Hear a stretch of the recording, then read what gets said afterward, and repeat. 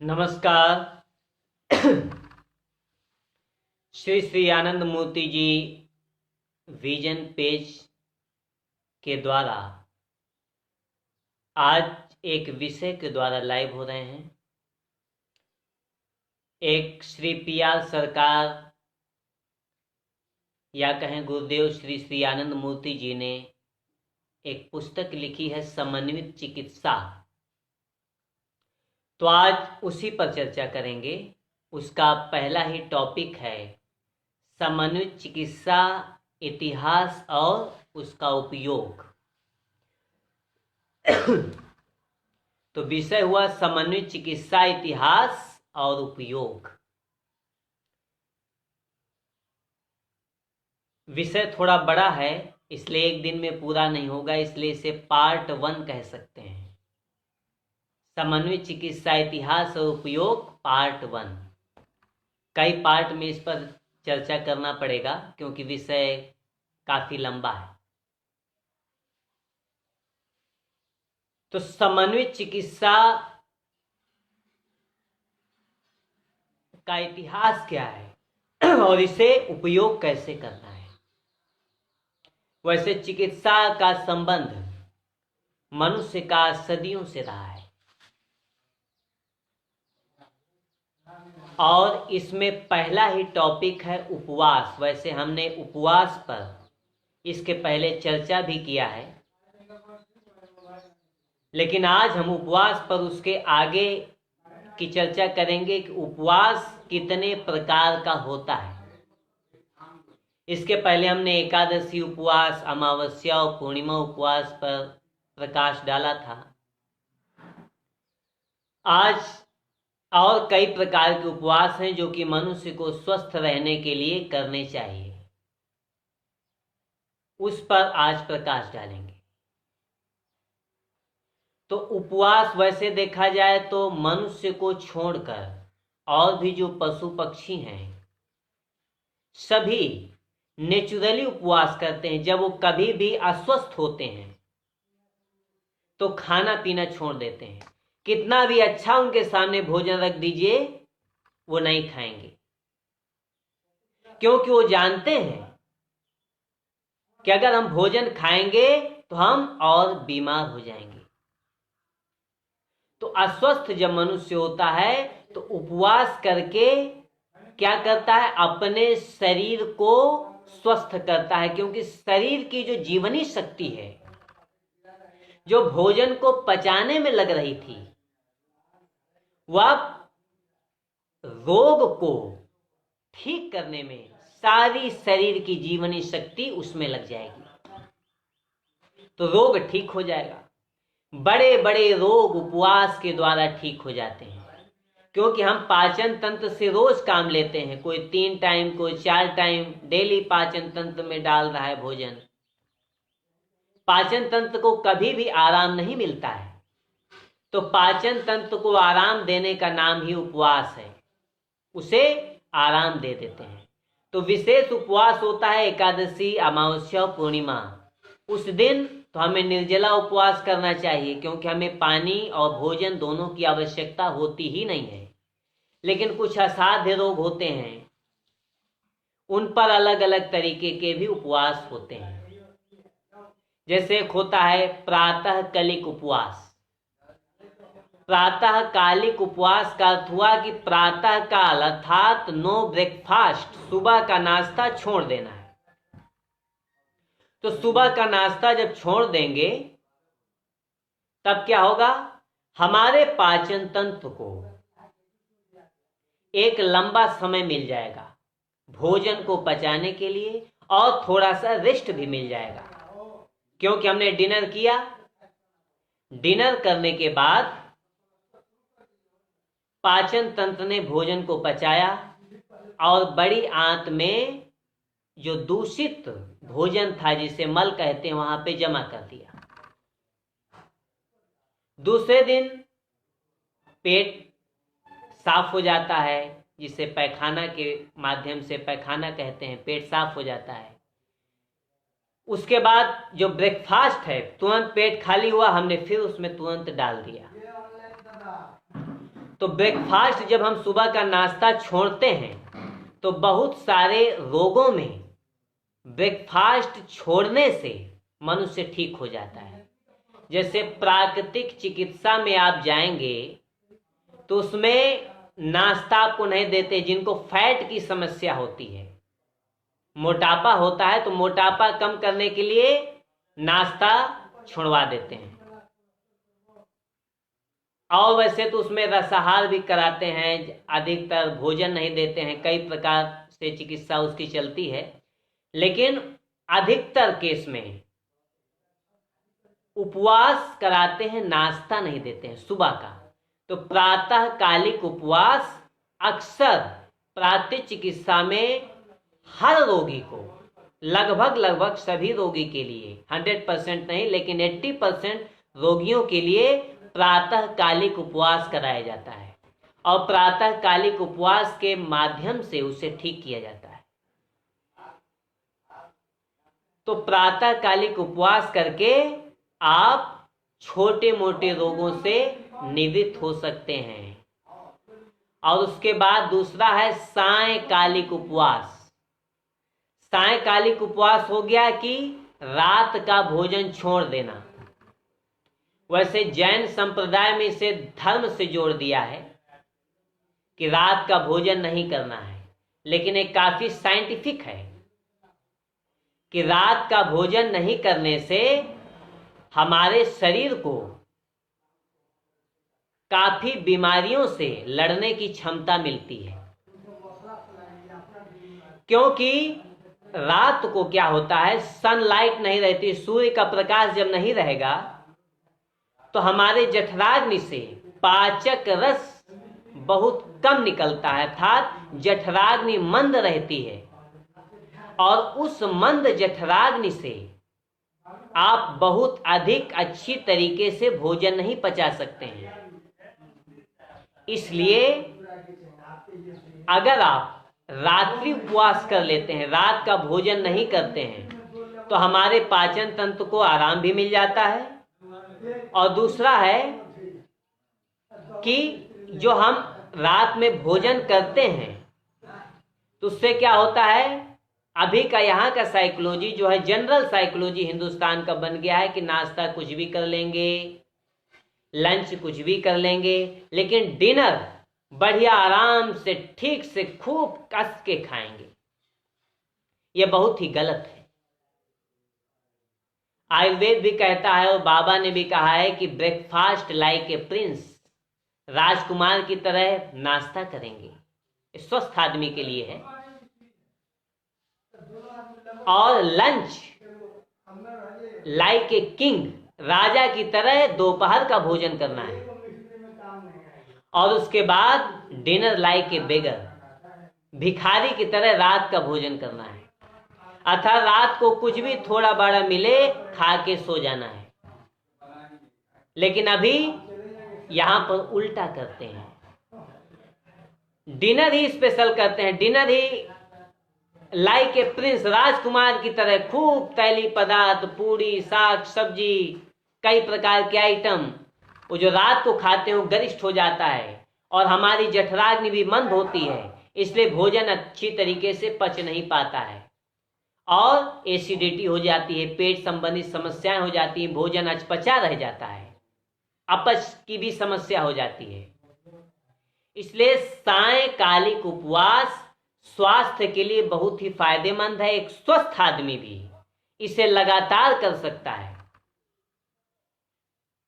वैसे हम अधिकतर रात्रि भोजन नहीं करते हैं, तो इससे स्वास्थ्य में बहुत फायदा मिलता है।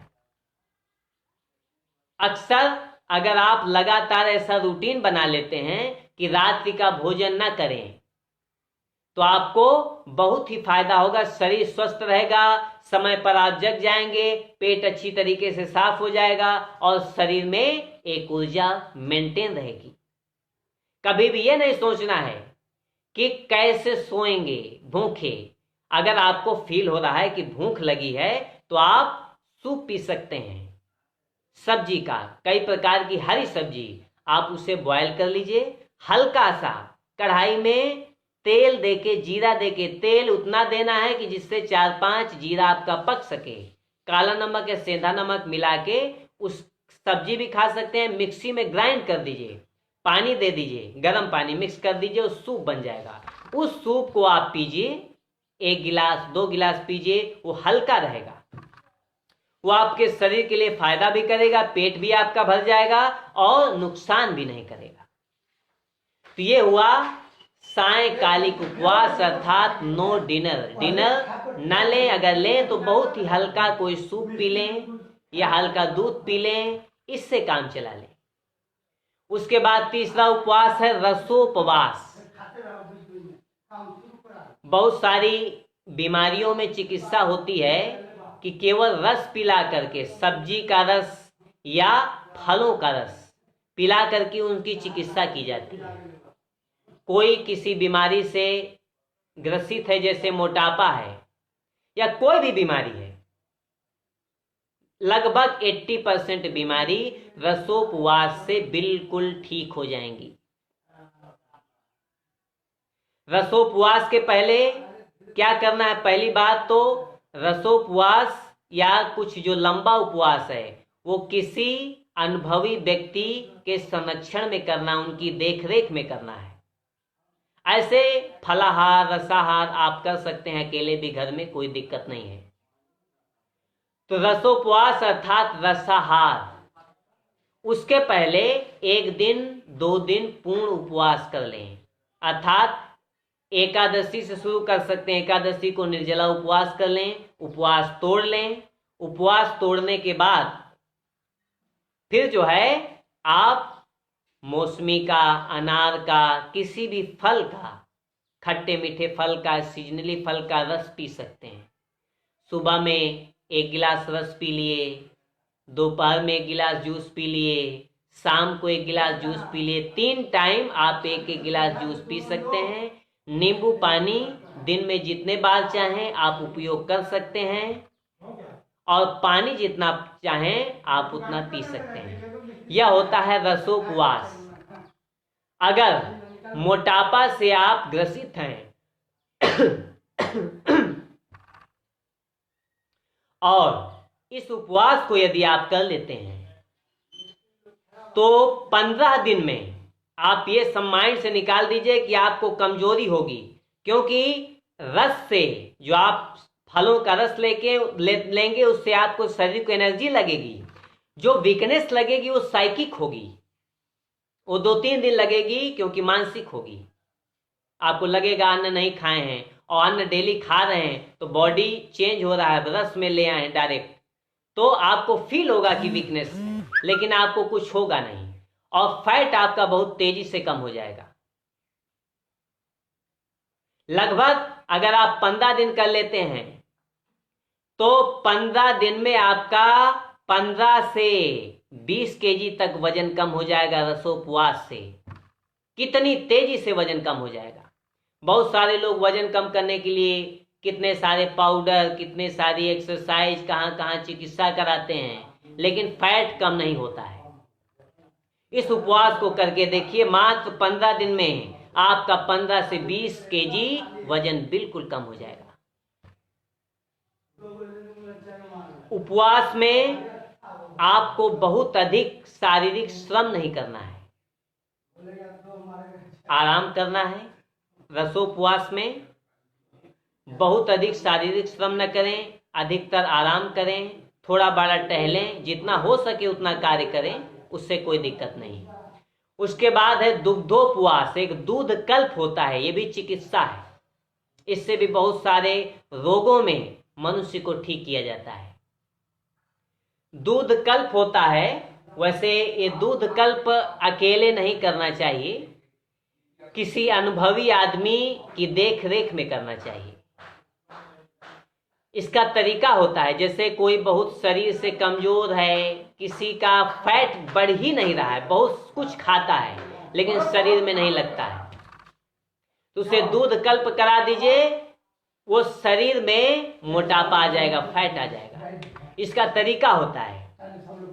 दूध कल्प में आपको शुरू में पहले तो एक पूर्ण उपवास कराएंगे, पेट सफाई हो जाएगी। और उसके बाद हाँ, कोई भी उपवास करेंगे, पेट साफ करने के लिए आपको डेली एनीमा का व्यवहार अवश्य करना होगा। अगर आपके पेट साफ नेचुरली नहीं हो रहा है, क्योंकि जब आप फूड नहीं लेंगे तो स्वाभाविक है मोशन नहीं आएगा, कभी आ भी जाएगा कभी नहीं आएगा। इसलिए जब नहीं आएगा तो आपको एनीमा का उपयोग करना होगा, पेट साफ करना ही होगा। नींबू नमक पानी से लंबे उपवास में आप लगातार उपवास नहीं तोड़ सकते हैं, उससे आंत कमजोर हो जाएगी। इसलिए इसमें एनीमा का पानी उपयोग करना है, एनीमा लगाना है। एनीमा एक मेडिकल स्टोर में आता है, छोटा सा पाउच, लेकिन वो ज्यादा काम नहीं करता है। एनीमा का पॉट आता है, जैसे ग्लूकोज चढ़ाते हैं नस के माध्यम से, वैसे ही एनीमा लगाने का तरीका होता है। एनीमा का एक पॉट आता है जिसमें 1.5 लीटर लगभग पानी आता है, उसमें हल्का गर्म पानी डाल देंगे।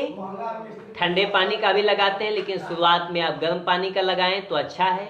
उसे ऊंचाई में कील में किसी चीज में रख देंगे या टांग देंगे, और उसमें एक पाइप नीचे लगा रहता है, और उसे मल द्वार में उस पाइप को घुसा लेंगे। उसके बाद लेट जाएंगे, वो पानी धीरे धीरे धीरे धीरे मल द्वार के रास्ते पूरा पेट में चला जाएगा। फिर जब पानी पूरा पेट में चला जाएगा, थोड़ी देर जितना आप रोक सकें, 2 मिनट 3 मिनट 4 मिनट 5 मिनट उतना रोक लीजिए। एक करवट बायां ले लीजिए, एक करवट बायां ले लीजिए, दायां बायां। उसके बाद उठ करके आप पैखाना चले जाइए। पूरी तरीके से धो के पेट को साफ कर देगा। जिन्हें कब्ज की समस्या है, किसी भी दवा से पेट साफ नहीं होता है, वो इसे करेंगे। कुछ दिन करेंगे और कुछ आसन करेंगे कब्ज के, त्रिफला का व्यवहार करेंगे, कब्ज भी बिल्कुल ठीक हो जाएगा। तो दूध कल्प में क्या करते हैं, थोड़ा सा दूध देंगे आपको, 100 ग्राम, और 50 ग्राम से भी स्टार्ट करते हैं। 50 ग्राम आपको दूध देंगे सुबह नाश्ते में। और उस दूध को कैसे पीना है, 1 चम्मच लेना है, मुंह में डालना है, और उसके बाद उसको जैसे 32 से 40 बार आप भोजन को चबाते हैं, उतनी देर आपको मुंह में रखना है, उसे मुंह में घुमाना है, और उसके बाद तब अंदर ले जाना है। तो 50 ग्राम दूध को पीने में भी काफी समय लग जाएगा। फिर धीरे धीरे 55 ग्राम 60 ग्राम इस तरीके से बढ़ाएंगे। तो ब्रेकफास्ट, लंच और डिनर 3 टाइम आपको दूध दिया जाएगा। तो 3 टाइम दूध लेंगे, 50 ग्राम से स्टार्ट करेंगे, धीरे धीरे 2 दिन 3 दिन में आप उसे बढ़ाते रहेंगे। पहुंचेंगे, फिर 150 ग्राम पहुंचेंगे, 200 ग्राम पहुंचेंगे। इस तरीके से धीरे धीरे धीरे धीरे बढ़ते बढ़ते देखा जाए तो एक आदमी एक दिन में 8 लीटर दूध तक पी करके पचा देता है इसी आंत से। लेकिन पीने का तरीका यही होगा। अगर आप 1 लीटर दूध पिएंगे तो आपको 1 घंटा लग जाएगा। 1 चम्मच लेंगे, मुंह में डालेंगे, उसे कम से कम 32-40 बार मुंह में घुमाने में जितना समय लगता है उतनी देर तक मुंह में रोकेंगे, उसे घुमाएंगे भी, लाल मिक्स करेंगे, उसके बाद अंदर ले जाएंगे। उसके थक्के नहीं जमेंगे, बिल्कुल आसानी से भोजन पच जाएगा। ये जो है दूध कल्प है। इससे कई चिकित्सा में, कई प्रकार की बीमारियों में इस चिकित्सा से ठीक किया जाता है। उसके बाद फिर धीरे धीरे उसे भोजन में लाया जाता है। इसलिए दूध कल्प बिना अनुभव के, बिना जानकारी के अकेले करना ठीक नहीं है।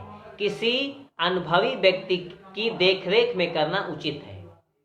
उसके बाद एक होता है मठोपवास, जिसे मट्ठा कल्प भी कहते हैं। मट्ठा कल्प भी इसी तरीके से होता है जैसे दूध कल्प होता है। जैसे जिनकी पेट संबंधी समस्याएं होती हैं, पाचन तंत्र बहुत कमजोर हो जाता है, और भी बहुत प्रकार की जो पेट की समस्याएं होती हैं, उनको ठीक करने के लिए मट्ठा कल्प बहुत अच्छा काम करता है। तो मट्ठा कल्प में क्या करते हैं, आपको 50 से 100 ग्राम मट्ठा देंगे, और इसी प्रकार से उसको धीरे से मुंह में ले जाना है, लाल मिक्स करके, फिर धीरे धीरे अंदर ले जाना है। ब्रेकफास्ट, लंच और डिनर तीनों टाइम मट्ठा देंगे। हाँ, दूध कल्प में क्या होता है कि दूध बिल्कुल अगर देसी गाय है तो बहुत ही अच्छा है। देसी गाय है, वो गाय यदि चरने जाती है तो बहुत ही अच्छा है। नहीं भी है तो कोई भी गाय हो, लेकिन प्योर जर्सी ना हो तो अच्छा है। बीच की हो, देसी हो तो बेटर है। तो उसमें क्या है कि जो ताजा दूध होता है, ताजा कच्चे दूध से दूध कल्प किया जाता है, पके हुए दूध से नहीं। हाँ, जहां पर आपको अभाव है, दूध नहीं मिल पा रहा है, मान लिया दोपहर में दूध पीना है, सुबह मिल गया है, दोपहर में समस्या है तो हल्का गर्म करके उसे रखा जा सकता है। तो दूध कल्प करने के बाद भी पेट साफ नहीं हुआ तो एनीमा लेना है। मट्ठा कल्प के बाद भी एनीमा लेना है। एनीमा का उपयोग अवश्य करना है। पेट की सफाई बहुत ही जरूरी है। पेट अगर साफ नहीं हुआ, दूषित मल अगर शरीर में रह गया तो वही बीमारी का कारण बनेगा। कोई भी उपवास कर लीजिए, आपको नुकसान के अलावा फायदा नहीं होगा। तो मट्ठा कल्प पेट संबंधित बहुत सारी समस्याओं में बहुत ही फायदा करता है। तो मट्ठा कल्प भी दूध कल्प के जैसा ही किया जाता है, लेकिन मट्ठा में क्या है, उस थोड़ा सा डिफरेंट होता है। बहुत मट्ठा ज्यादा बढ़ाया नहीं जाता है, दूध कल्प की तरह, लेकिन लगभग दूध कल्प की तरह ही होता है। तो मट्ठा कल्प भी करेंगे तो किसी अनुभवी आदमी की देख रेख में करेंगे तो अच्छा है। उसके बाद है पूर्णोपवास अर्थात पूर्ण उपवास। इसे आप एकादशी, अमावस्या और पूर्णिमा के दिन कर सकते हैं। वैसे इस पर हमने इसके पहले चर्चा भी किया है कि एकादशी, अमावस्या और पूर्णिमा के दिन मनुष्य के शरीर को भोजन और पानी की आवश्यकता नहीं होती है, क्योंकि उस दिन सूर्य और चंद्र में एक विशेष प्रकार का आकर्षण होता है। गुरुत्वाकर्षण के कारण हमारे शरीर में जल और गैसीय पदार्थ ये जो है ऊपर की ओर उठते हैं, जिससे हमारे सीने और मस्तिष्क पर विशेष दबाव पड़ता है। और उस दबाव के कारण क्या होता है कि कभी कभी सीने में गैस चढ़ जाती है, सीने में दर्द होने लगता है, कभी तनाव हो जाता है। जो व्यक्ति मानसिक डिप्रेशन वाले हैं, जिनको पागलपन का शिकार है, जो कुछ मेंटली डिस्टर्ब होते हैं, उनको उन्हीं दिनों में अटैक आ जाता है। एकादशी, अमावस्या और पूर्णिमा के आसपास या उन्हीं दिनों में, एक दिन आगे एक दिन पीछे या उसी मेन डेट में, उसी दिन अटैक आता है। इसलिए ये एकादशी उपवास हर एक स्वस्थ व्यक्ति के लिए अवश्य ही करनी है। जो व्यक्ति अस्वस्थ हैं, शरीर से बहुत कमजोर हैं, वो निर्जला नहीं करेंगे, रसाहार कर लेंगे उस दिन, लेकिन अन्न न खाएं, बहुत अच्छा है।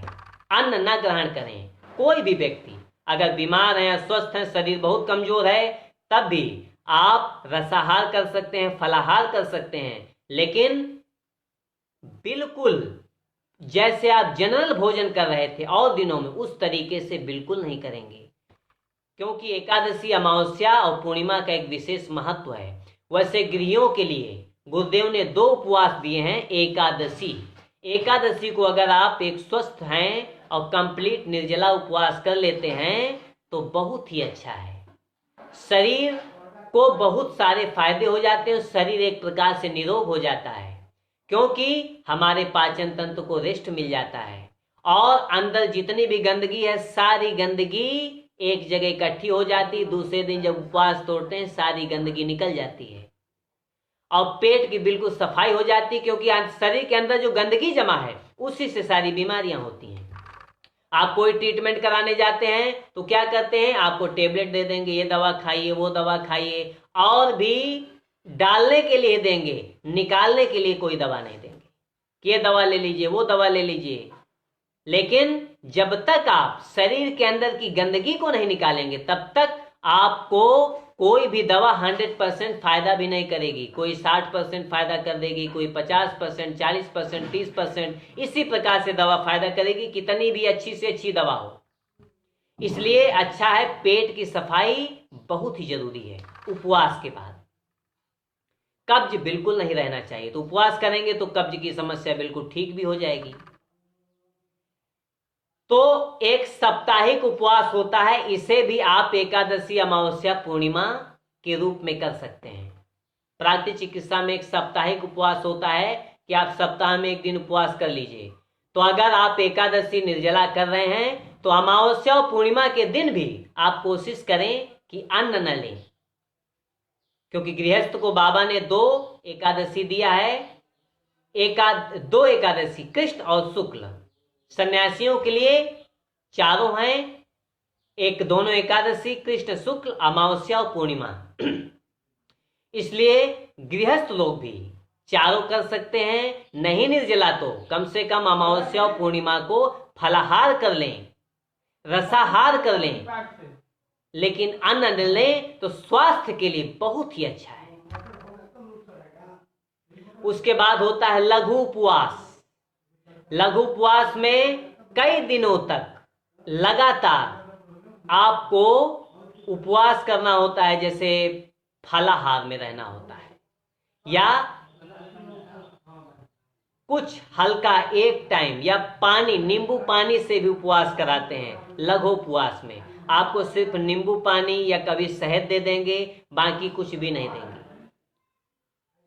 ये फैट कम करने के लिए और भी बहुत सारी बीमारियों के लिए, यूरिक एसिड को निकालने के लिए, शरीर में बहुत सारी बीमारियों को ठीक करने के लिए लघु उपवास और टूट उपवास। टूट उपवास काफी लंबा चलता है, प्राकृतिक चिकित्सा में इसे कराया जाता है। आपको 8-10 दिन 15 दिन तक उपवास कराएंगे, फिर कुछ 1-2 दिन के लिए ब्रेक करेंगे, फिर आपको उपवास करा देंगे 10 दिन 15 दिन 1 सप्ताह, फिर ब्रेक करेंगे, फिर उपवास कराएंगे। वो असाध्य रोगों में उसे कराया जाता है, कुछ असाध्य रोग होते हैं उन सब में कराया जाता है। तो ये हुआ आपका उपवास। उपवास के बाद,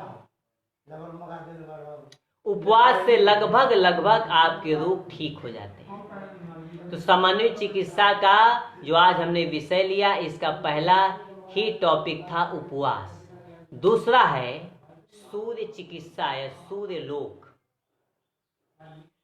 सूर्य जो है देखा जाए विटामिन डी का खजाना है, और सूर्य से बहुत सारी बीमारियों की चिकित्सा होती है।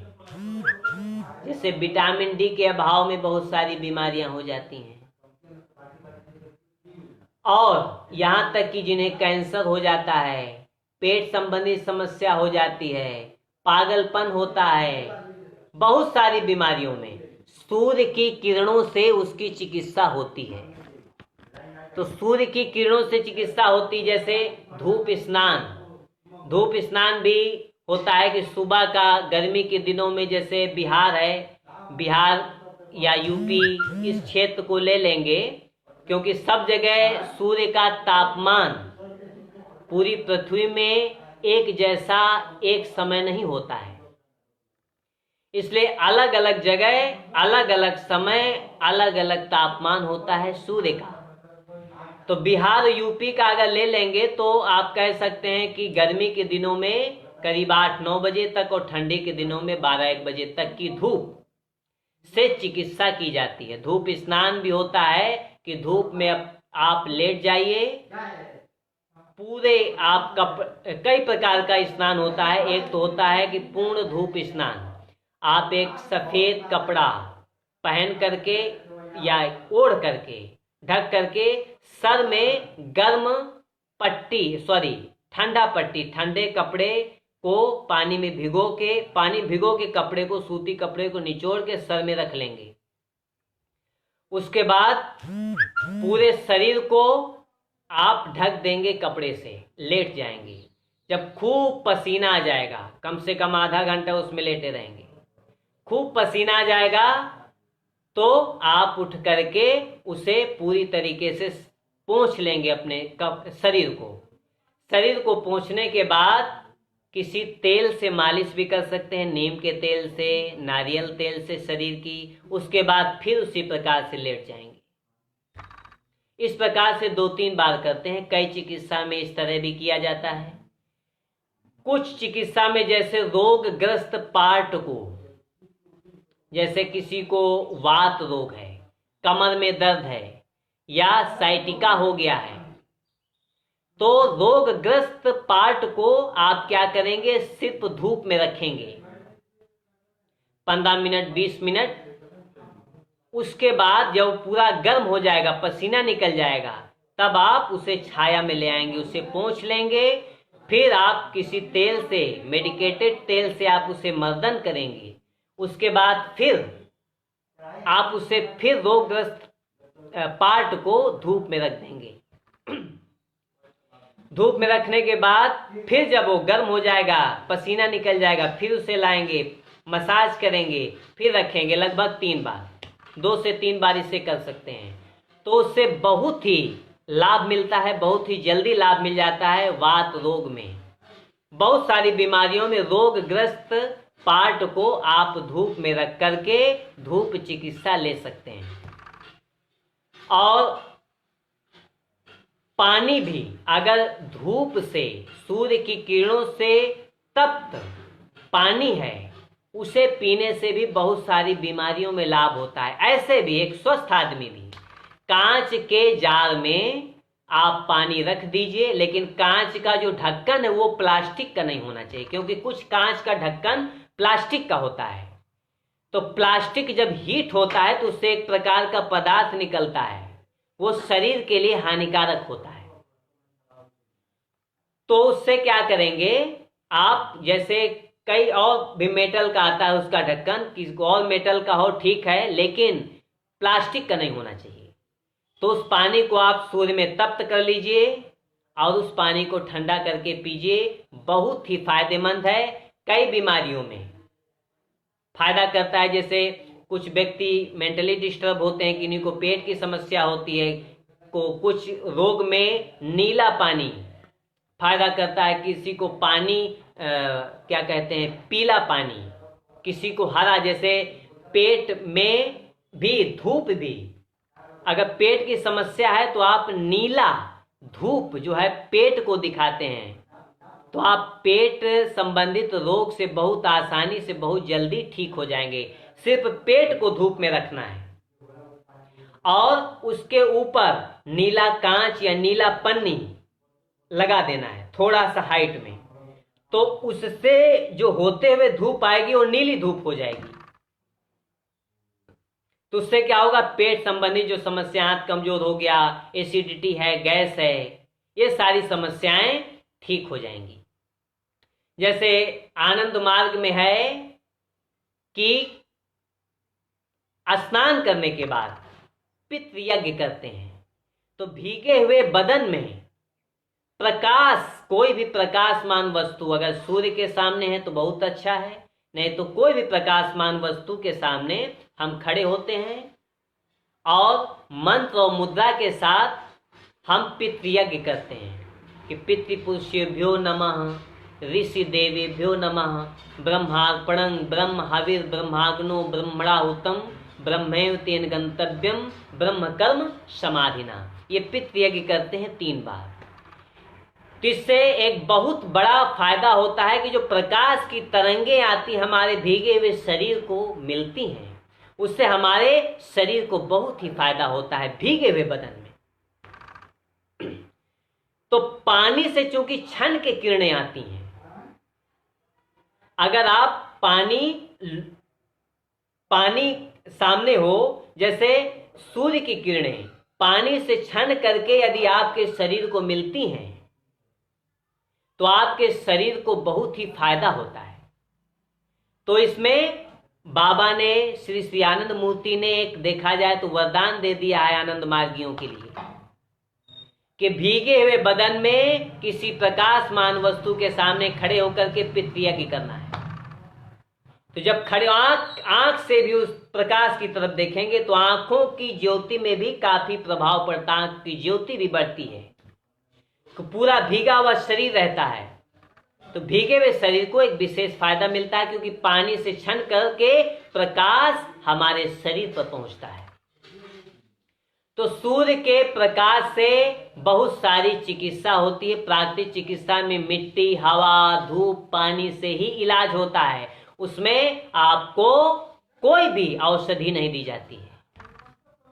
तो समन्वित चिकित्सा में बाबा ने इस पर चर्चा की है और उसके बाद शब्द चयनिका में, यौगिक चिकित्सा में कि मिट्टी का प्रलेप कैसे करना है, सूर्य चिकित्सा कैसे करना है, वायु चिकित्सा कैसे करना है, सबकी विस्तृत चर्चा की है। तो अगला टॉपिक है, टॉपिक तो नहीं कहेंगे, टॉपिक यही है, सूर्य चिकित्सा हो गई। उसके बाद है वायु चिकित्सा। वायु चिकित्सा भी शरीर के लिए बहुत ही फायदेमंद है।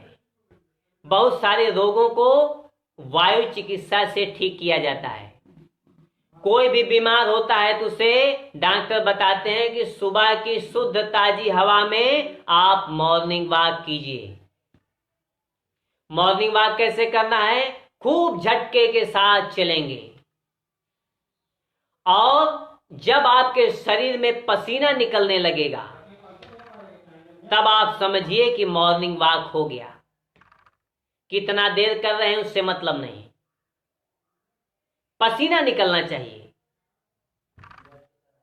धीरे धीरे मॉर्निंग वॉक का टाइमिंग बढ़ता जाएगा। जिन्हें अभ्यास नहीं है वो शुरू में कम करेंगे, उतना ही करेंगे जिससे पूरी थकावट आ जाए, पसीना निकल जाए। धीरे धीरे प्रैक्टिस बढ़ती जाएगी और आपका मॉर्निंग वॉक बढ़ता जाएगा। 1 घंटा, सवा घंटा, कम से कम 1 घंटा, सवा घंटा का मॉर्निंग वॉक होना चाहिए। मॉर्निंग वॉक और इवनिंग वॉक। एक चीज और है, बहुत सारे लोग प्रश्न पूछते हैं कि मॉर्निंग वॉक का आखिर टाइम क्या होना चाहिए।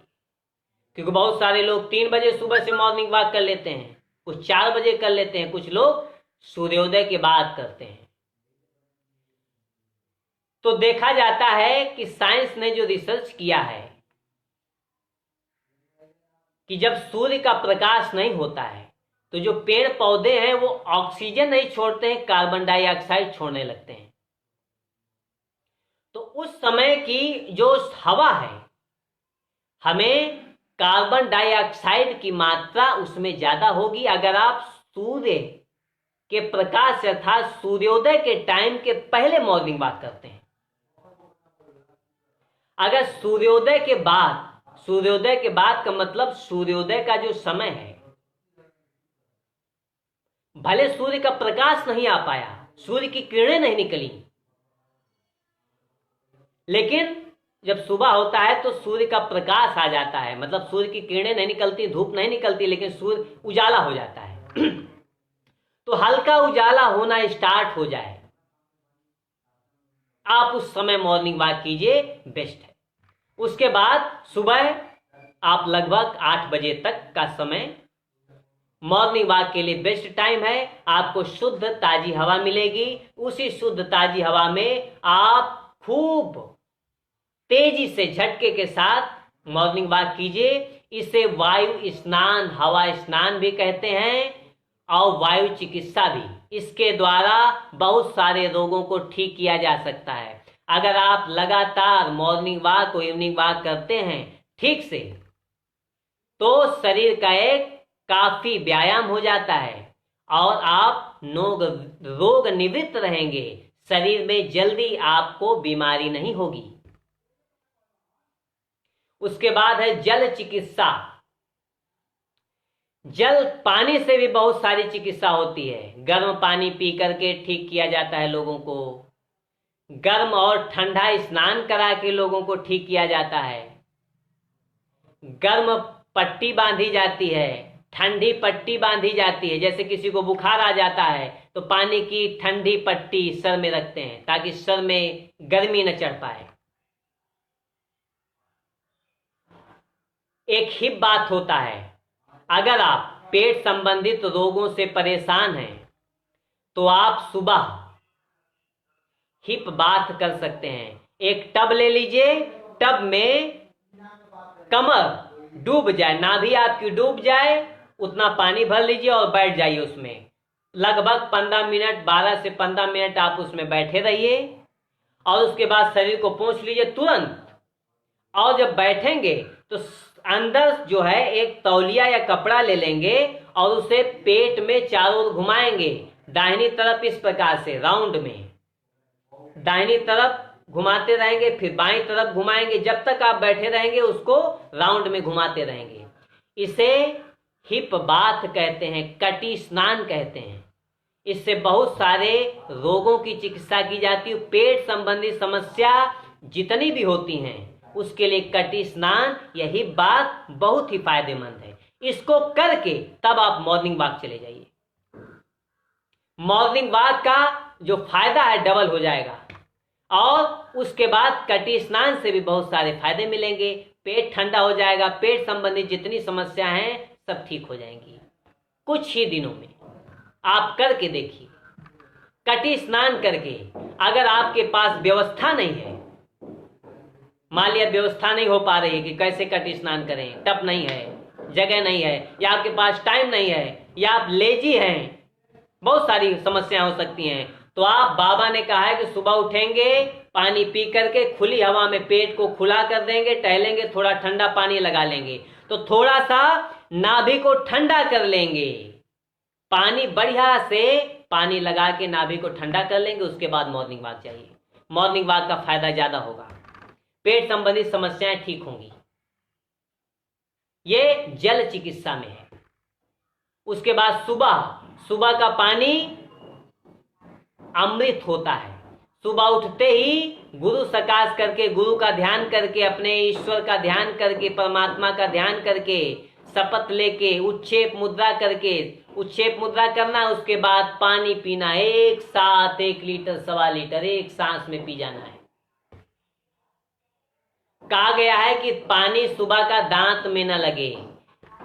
इसका मतलब होता है कि सुबह का पानी एक साथ पी जाना है। इस प्रकार से पीना है कि पानी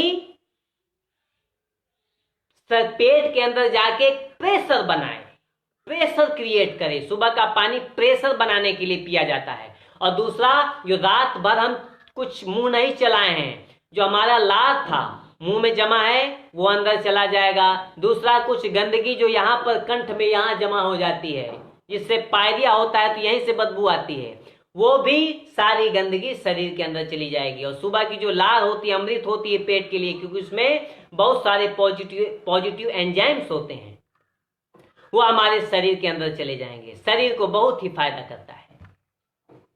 तो ये सुबह का पानी एक साथ पिएंगे, सुसुम हल्का गर्म पानी। और उसके बाद का जो पानी है, भोजन के साथ पानी कभी नहीं पिएंगे। भोजन के आधा घंटा पहले, आधा घंटा बाद पानी पिएंगे, चाहे रात्रि भोजन हो, चाहे दोपहर का भोजन हो, चाहे ब्रेकफास्ट हो। क्योंकि भोजन के साथ अगर आप पानी पिएंगे तो जहर होता है। पेट की जो अग्नि होती है, जो जठराग्नि प्रज्वलित होती है, उसे बुझा देता है। फिर भोजन पचेगा नहीं, सड़ेगा। तब क्या होगा? कब्ज होगा, गैस, एसिडिटी, अल्सर, पेट संबंधी जितनी समस्याएं सब तैयार होने लगेंगी। इसलिए कभी भी भोजन के साथ पानी नहीं पीना है। भोजन को खूब चबा करके खाएंगे, और पानी आधा घंटा 1 घंटा पहले और आधा 1 घंटा बाद पिएंगे। और पानी को बैठ करके धीरे धीरे पिएंगे। अगर आप खड़े होकर के पानी पिएंगे और मुंह उठा के कैसे बोतल से डालेंगे, तब क्या होगा? हमारी घुटने की नसें कमजोर हो जाएंगी और गठिया हो जाएगा, यूरिक एसिड यहीं जमा हो जाएगा। इसलिए कभी भी खड़े होकर पानी नहीं पिएंगे। पानी हमेशा बैठ करके पिएंगे और धीरे धीरे पिएंगे। आयुर्वेद में कहा गया है कि पानी को खाना है, अर्थात पानी को मुंह में ले जाना है और थोड़ी देर लार मिक्स करना है, मुंह में रोकना है, उसके बाद अंदर ले जाना है, तब वो पानी औषधि होगा। और दिन का पानी एक साथ ज्यादा नहीं पिएंगे। हमेशा अपने साथ पानी रखिए। ऑफिस में जाते हैं, कहीं भी जाते हैं तो अपने साथ पानी रखिए, ताकि जब भी प्यास लगे थोड़ी थोड़ी देर में आप पीते रहिए। एक साथ कम पानी पीना है, आधा गिलास या छोटा गिलास भर के भी पी सकते हैं, और धीरे धीरे पीना है। अगर आप प्यास लगी है, घंटा भर पानी नहीं पिए, प्यास को बर्दाश्त कर रहे हैं, उसके बाद मिला तो 1 लीटर पानी, 1 बोतल लिए तो पूरा चढ़ा गए, वो पानी आपके बॉडी में पूरा एब्जॉर्ब नहीं कर पाएगा और आपके शरीर में पानी की कमी बनी रहेगी। पानी की पूर्ति शरीर को नहीं हो पाएगी। आपको लगेगा हम पानी 3 लीटर 4 लीटर पी गए हैं, लेकिन पानी की कमी पूर्ति नहीं हो पाएगी। वो पेशाब के माध्यम से पानी पूरा बाहर हो जाएगा, क्योंकि शरीर की क्षमता होती है एक साथ कितना पानी एब्जॉर्ब करेगा, उसका सिस्टम होता है। तो धीरे धीरे पानी, कम कम पानी देंगे तो बॉडी पानी एब्जॉर्ब करता रहेगा। बार बार आपको पेशाब भी नहीं जाना पड़ेगा। और पानी की कमी भी नहीं होगी शरीर में।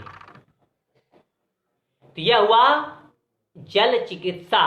पानी पीने का तरीका सीख लेना है, पानी कितना पीना है। कम से कम 3 से 4 लीटर पानी एक मनुष्य को पीना चाहिए। और भोजन के साथ कभी भी पानी नहीं पीना है, पानी बैठ करके पीना है। और जिन्हें नींद नहीं आती है उनकी भी चिकित्सा है कि रात्रि में आप पैर को गर्म पानी कर लीजिए, पानी उतना गर्म जितना पैर बर्दाश्त कर सके। बाल्टी में टब में भर लीजिए जिससे कि आपके घुटने तक पानी डूब जाए। पैर या घुटने से थोड़ा नीचा भी रहेगा तो चलेगा। उसमें पहला तो कि व्यापक शौच क्रिया करेंगे जिन्हें नींद नहीं आती है। नींद नहीं आती है, भोजन नहीं पचता है, बुरे स्वप्न आते हैं या ज्यादा नींद आती है, क्रोध ज्यादा आता है, पेट की समस्या है, बहुत सारी समस्याओं में व्यापक सोच बहुत अच्छा काम करता है। ये भी जल चिकित्सा के अंतर्गत आता है। सबसे पहले नाभि में पानी लगाएंगे ठंडा, कमर में, उसके बाद घुटने से हाथ और पैर धोएंगे, मुंह में पानी भरेंगे, आंख खोल के मुंह में पानी भरा हुआ रहेगा। कम से कम 12 बार छींटे मारेंगे। 12 से 14 हो जाए, 16 हो जाए, 18 हो जाए, 20 हो जाए, 12 से कम ना हो। क्यों? क्योंकि कम से कम पूरी आंखें ठंडी हो पाए। तो जब 12-15 बार छींटा मारिएगा तभी पूरी आंखें कंप्लीट ठंडी हो पाएंगी। क्योंकि आंखें देख रही हैं, देखने का काम कर रही हैं, तो आंखें गर्म हो जाती हैं। मशीन है ना किसी भी मशीन से आप काम लीजिएगा और उसे ठंडा नहीं कीजिएगा तो धीरे धीरे वो खराब हो जाएगी। तो पहले के लोग क्या करते थे? काजल लगाते थे। काजल से भी आंख की जो डस्ट होती थी वो निकल जाती थी। और आंख में पानी भी डालते थे जिससे आंख ठंडी रहती थी। तो गुरुदेव श्री श्री आनंद मूर्ति जी ने देखिए कितनी अच्छी चिकित्सा बता दी है। बहुत सारे रोग में समझिए कि लगभग रोगों में चिकित्सा काम आता है। व्यापक शौच तो आंखों की डस्ट भी निकल गई, आंख ठंडी भी हो गई और सारी इंद्रियां ठंडी हो गई, मन शांत हो गया। भोजन के पहले भी इसको करना है, मेडिटेशन करते हैं तो उसके पहले करना है, भोजन करने के बाद भी करना है, उसके बाद सोने के पहले करना है। अच्छी नींद आएगी। जिन्हें नींद नहीं आती, दवा खा के सोना पड़ता है, उन्हें भी अच्छी नींद आने लगेगी। दूसरा है, एक चिकित्सा और है कि गर्म पानी में, हल्का गर्म पानी में घुटने तक पानी को डुबो लेंगे, कम से कम 12 मिनट बैठेंगे पानी में, उसके बाद शरीर को पोंछ लेंगे और फिर सो जाएंगे, नींद अच्छी आएगी। एक चीज और है कि एक गमछा को या कोई भी कपड़ा हो लंबा थोड़ा सा, जितने रीढ़ की हड्डी के जितना लंबा, उसको भिगा लेंगे, कस के निचोड़ लेंगे, सारा पानी निकाल लेंगे।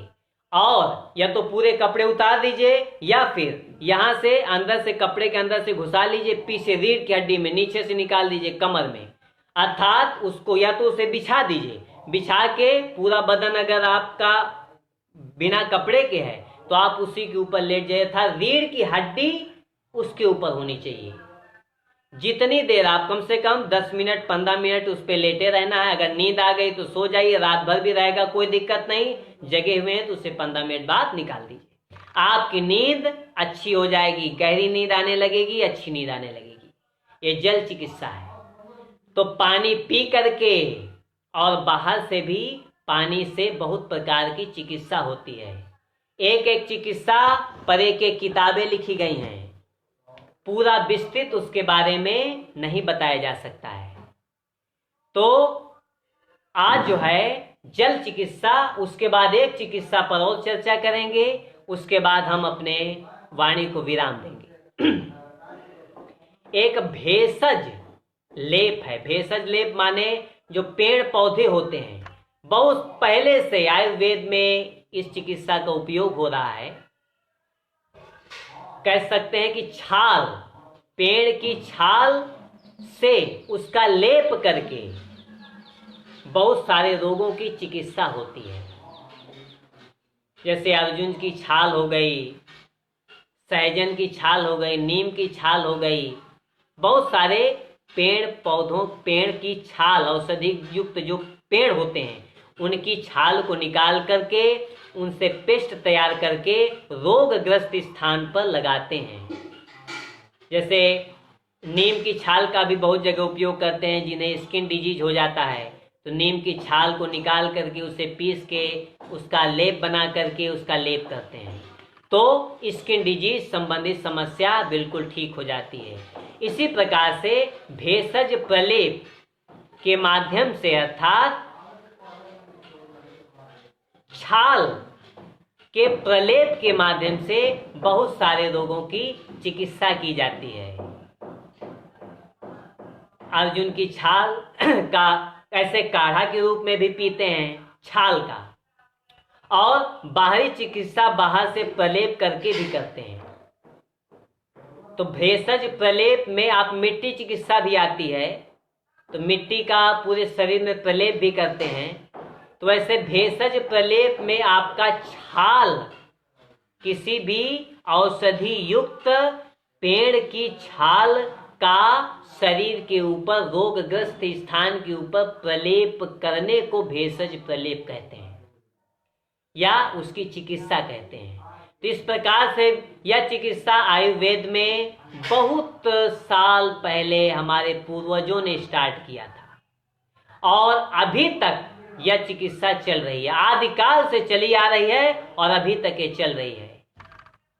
तो जिन लोगों को बाहरी स्किन डिजीज संबंधित समस्या होती है, उनको बाहरी कुछ छाल का प्रलेप बना करके लेप बना करके उनके रोगग्रस्त स्थान पर प्रलेप किया जाता है और उससे उनकी चिकित्सा की जाती है। आज काफ़ी समय हो गया है, आज के लिए हम यहीं अपनी वाणी को विराम देंगे। इसके बाद इसके अगले पार्ट पर हम चर्चा करेंगे। विषय थोड़ा बड़ा है, इसलिए कई पार्ट में इस पर चर्चा होगी। ये हो गया पार्ट 1। सभी ने हमारी बातों को बहुत गौर से सुना। आशा करता हूँ कि आप लोग इसे अपने जीवन में उतारेंगे भी। ये बाबा ने समन्वित चिकित्सा, गुरुदेव ने किताब लिखी है समन्वित चिकित्सा निर्देशिका। इसी का पहला टॉपिक है